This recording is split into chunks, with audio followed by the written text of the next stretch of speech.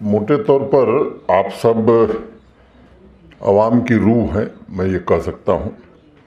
और जितने लोग यहाँ इकट्ठे हैं, आप सब लोगों ने जम्मू कश्मीर को आगे बढ़ाने में अपने अपने ढंग से मदद किया है, चाहे वो बिजनेस से जुड़े हुए लोग हैं, एजुकेशन से, या इलेक्टेड रिप्रेजेंटेटिव हमारे हैं। यहाँ की तरक्की के बारे में कुछ चर्चाएं हुई हैं, मैं उसके विस्तार में नहीं जाना चाहता हूं, लेकिन मुझे लगता है कि ये केवल प्रशासन के कारण नहीं हुआ है। आप सबके सहयोग के कारण जो कुछ बदल हुई है, उसमें आपका भी बड़ा योगदान है। कई मित्रों ने बताया, ये ऐसे मौके मुझे लगता है कि जीवन में शायद एक बार आते हैं और वो डेस्टिनी देती है, और मैं मानता हूँ कि डेस्टिनी ही है जिसके कारण ये अवसर मिला है। उसमें माननीय प्रधानमंत्री जी के विशेष रूप से हम सब शुक्रगुजार हैं। एक तो प्रेसिडेंसी मिलना भारत को, ये एक बड़ी बात है। मैं उस विस्तार में नहीं जाना चाहता हूँ कि जीडीपी में कितना कंट्रीब्यूशन है, आप सब लोगों ने सुना है, उस दोहराना मैं नहीं चाहता। और ये सच है कि आज भारत की पहचान पूरी दुनिया में, और भारतीयों की पहचान, आप में से अनेक लोग बाहर के देशों की यात्रा किए हैं, जो 5 साल 10 साल पहले गए हैं और जो आज जा रहे हैं साल 2 साल के अंदर, उस अंतर को उन्होंने महसूस किया होगा। तो ये स्थिति बदली है। ये आयोजन कोई प्रशासन का आयोजन है ऐसा मैं नहीं मानता हूँ, ये जम्मू कश्मीर के हर नागरिक का आयोजन है। और मुझे लगता है कि ये जो हमारा लोकल एस्पिरेशन है, ये अब ग्लोबल एस्पिरेशन से कैसे जुड़ सकता है, इस अवसर का लाभ हम इसमें उठा सकते हैं। इसकी महत्वपूर्ण बैठकें हुई हैं और मैं चाहता हूं कि आप सब का सुझाव तो ही, आपका सक्रिय सहयोग इसमें मिले। मोटे तौर पर मुझे लगता है कि कई विषयों पर अनेक लोगों ने राय दी है।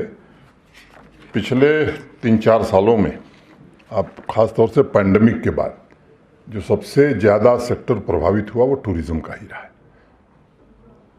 पिछला जो वर्ष है 2022 का, उसमें रिकवरी काफ़ी तेज गति से हुई। अगर 2021 की तुलना में 2022 को आप देखेंगे तो जो स्टैटिस्टिक्स बता रहे हैं करीब 172% ग्रोथ हुआ है।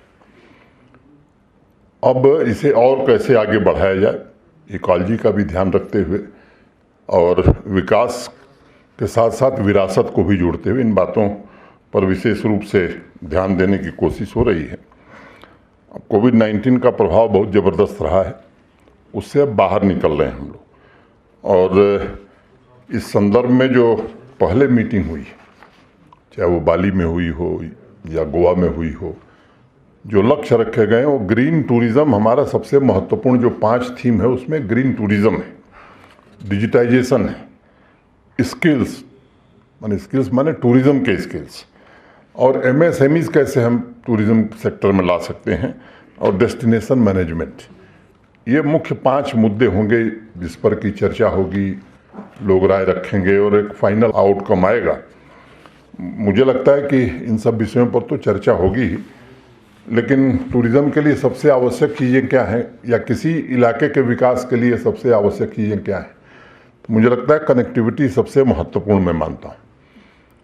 चाहे वो रोड कनेक्टिविटी हो, रेल कनेक्टिविटी हो, या एयर कनेक्टिविटी हो। रोड की अगर मैं बात करूं तो 2020 और आज 2023, 9.5 घंटा से ज़्यादा मुझे लगा था जब मैं पहली बार जम्मू से श्रीनगर आया था, 10 घंटा के करीब।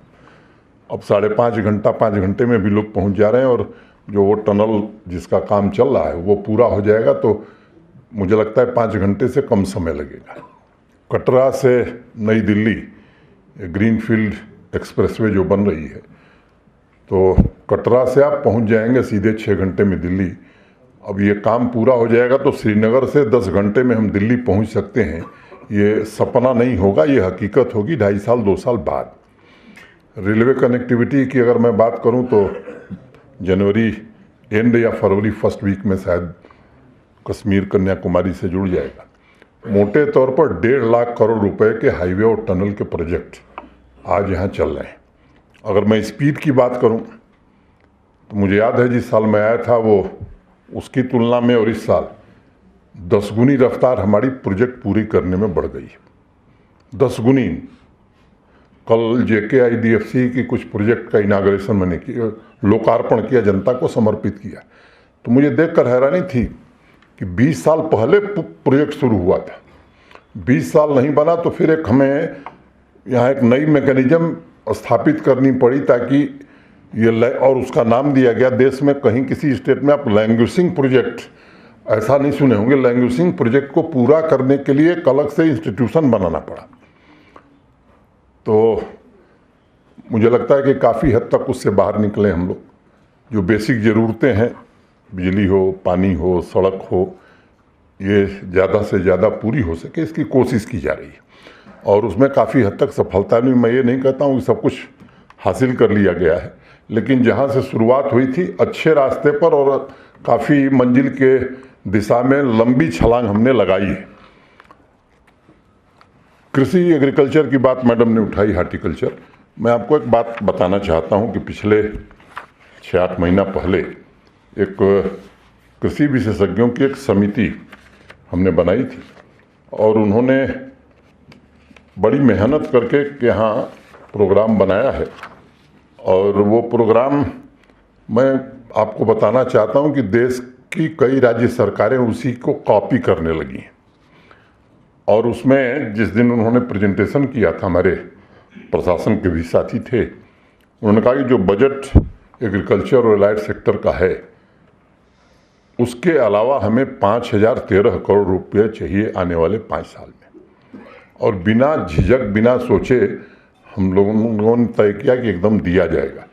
और उसके पीछे कारण ये कि 70% आबादी जो जम्मू कश्मीर की है, 13 लाख से ज़्यादा परिवार, वो एग्रीकल्चर और एलाइड सेक्टर की एक्टिविटी से जुड़े हुए हैं। दूसरी 2,62,000 ऐसी फैमिली है जो स्मॉल और मार्जिनल फार्मर है। तो उस पर, और मैं आपको आश्वस्त ये करना चाहता हूँ कि अब तक देश में आज़ादी के बाद ऐसा दस्तावेज कहीं नहीं बना है। जितने हमारे गवर्नमेंट के एम्प्लॉइज़ हैं एग्रीकल्चर और एलाइड सेक्टर के, उनकी ट्रेनिंग 3 महीने हो गई है।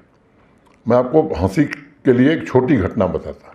मेरे ऑफिस में एक डिप्टी सेक्रेटरी है, उसकी बीबी काम करती है एग्रीकल्चर डिपार्टमेंट में। तो उसने अपने एक सहयोगी से किया कि एग्रीकल्चर वाले पागल हो गए हैं, पता नहीं कितना ज्ञान हो गया कि जब मैं घर जाता हूं तो मुझे रोज़ वो 29 प्रोजेक्ट के बारे में बताने लगती है। मैंने इस लेवल की ट्रेनिंग हुई। अब जो दूसरा अभियान चला है, किसान संपर्क अभियान, मैं अनंतनाग गया था, बडगांव के डीडीसी चेयरमैन साहब थे, अभी 2 दिन पहले ही मैं वहाँ था। इच्छा मेरी है कि मैं हर प्रोग्राम में, मेरे जाने से फिर वो संपर्क अभियान और ट्रेनिंग नहीं होती है, वो सभा हो जाती है, इसलिए मैं नहीं जा रहा। मैं आपको एक आंकड़ा आपके सम्मुख रखना चाहता हूँ कि ये 4था राउंड हमने ख़त्म किया है, अगस्त 31 तक चलेगा। 1,17,000 किसानों ने अब तक पार्टिसिपेट किया है और जो डेटा हमने बेसलाइन सर्वे के लिए कैप्चर किया है वो 1,09,000 किसानों का कैप्चर किया है। एक किसान साथी डैशबोर्ड हमने बनाया है जिसमें 1526 एप्लीकेशन हमारे पास आ गई हैं। ये वो किसान हैं जो डिफरेंट स्कीम्स का लाभ लेना चाहते हैं, डिफरेंट स्टेजेस पर हैं। एक दक्ष किसान पोर्टल बना है जिसमें 1800 लोगों ने रजिस्ट्रेशन कराया है और स्किलिंग के लिए भी किसान, खासतौर से नौजवान की स्किलिंग ठीक से की जाए। अब तक हमारे पास 476 एप्लीकेशन आई है और उनकी बाकायदे स्किलिंग करके हम उन्हें सर्टिफिकेट भी देने जा रहे हैं। एग्री इंटरप्रेन्योर 19,000 से ज़्यादा हम तैयार करने जा रहे हैं। उसमें आज समय नहीं कि मैं विस्तार से बताऊं, तो एक कोशिश हम सब कर रहे हैं। एक तो मैं शुक्रगुजार हूं कि आप सब आए, और दूसरा ये कि यह जो G20 का इवेंट है, ये मैंने पहले ही कहा कि ये हम सबका इवेंट है और हम सब लोग मिलकर के इस इवेंट को ठीक से पूरा करें। किसी राज्य के विकास में किन किन चीज़ों की भूमिका हो सकती है? एजुकेशन निश्चित रूप से top priority, agriculture allied sector, यहाँ के लिए टूरिज़्म, अब हैंडलूम हैंडीक्राफ्ट। मुझे बताते हुए यहाँ सब लोग जुड़े हुए हैं, डाउनवर्ड ट्रेंड हमारे यहाँ 12-13 साल से चल रहा था। अब मैं आज आपके बीच ये कह रहा हूँ कि अब एक्सपोर्ट का अपवर्ड ट्रेंड यहाँ जम्मू कश्मीर में शुरू हो गया, बड़े छोटे इंटरवेंशन से, चाहे वो कारपेट की GI टैगिंग हो या QR कोड हो या पश्मीना की हो, इन सब चीज़ों ने अब मदद देनी शुरू कर दी। टूरिज़्म को इंडस्ट्री का दर्जा जो न्यू इंडस्ट्रियल स्कीम बनी है उसमें दिया गया है हॉस्पिटैलिटी सेक्टर को। 250 करोड़ का इन्वेस्टमेंट पिछले 2 साल में इसमें आया है और 17 करोड़ की सब्सिडी भी हम दे चुके हैं। मैं आंकड़ों के साथ इस बात को कहना चाहता हूँ। और मुझे लगता है कि एक बात हमें ध्यान में रखने की है कि अगर हमें अच्छी सर्विस चाहिए तो सर्विस का भुगतान तो आदमी को करना चाहिए, और समर्थ लोग अगर नहीं करते तो मुझे लगता है फिर अच्छी सेवाएं हम नहीं दे सकते। हाँ, उस आदमी की बात मैं समझता हूँ जो गरीब है, जो कमज़ोर है। अगर समर्थवान लोग, सक्षम लोग सुविधा सेवाओं के लिए भुगतान करेंगे तो यकीनी तौर पर मैं कह सकता हूँ कि गरीब लोगों का ख्याल अब प्रशासन और अच्छे ढंग से कर पाएगा। तो ये 2-4 बातें मुझे आपसे कहनी थी, और आप सब आए, आपने भागीदारी की, मैं आप सबको हृदय से शुक्रिया अदा करता हूँ। जिन्होंने सुझाव दिया है, डिविजनल कमिश्नर और डीसी ने नोट किया है, जो उसमें करने लायक है वो जरूर किया जाएगा। और जो साथी अवसर नहीं पा सके उनसे मैं निवेदन करूँगा कि कृपया लिखित रूप से आप भेज दें। धन्यवाद।